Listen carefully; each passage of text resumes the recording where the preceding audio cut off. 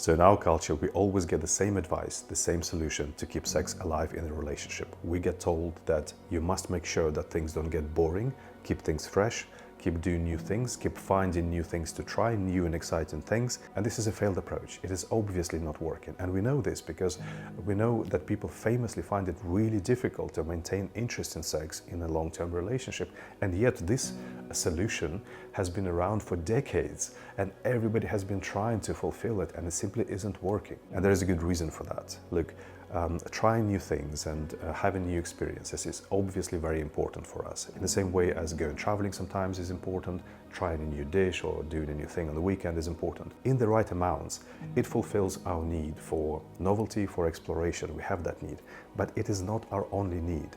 We have many other needs that we need to fulfill. And in a sexual relationship, it is the same. There are many other needs. Some of them are far more important than our need for novelty and exploration. So you want to do new things in your sex life in the right amounts.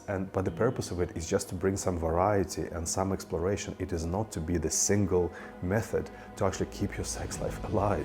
When you're using that method to keep your whole sex life alive, this becomes a completely different beast, and it becomes a beast. We place ourselves in that part of our mind where we are just constantly bored and we need excitement and stimulation and novelty and something flashy.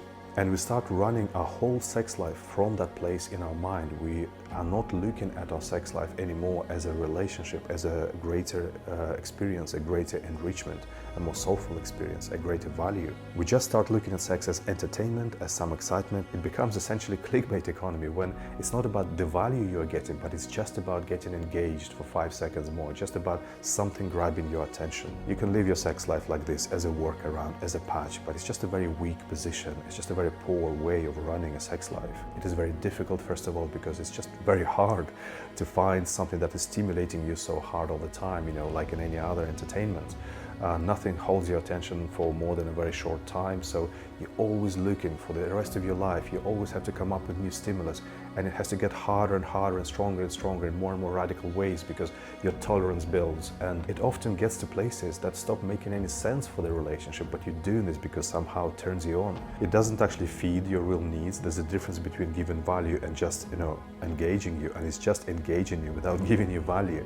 So a lot of your real needs in a relationship are not fed by this kind of sex, and it feels like this hollow chase, this hollow experience. And look, at the end of the day, the ultimate novelty is another person, and it's so difficult to beat that when your mind is just focused on novelties and not on real value, real relationship, real nutrition, real enrichment. And this is why so many people end up progressing to the ultimate solution in this approach of always looking for new things in sex.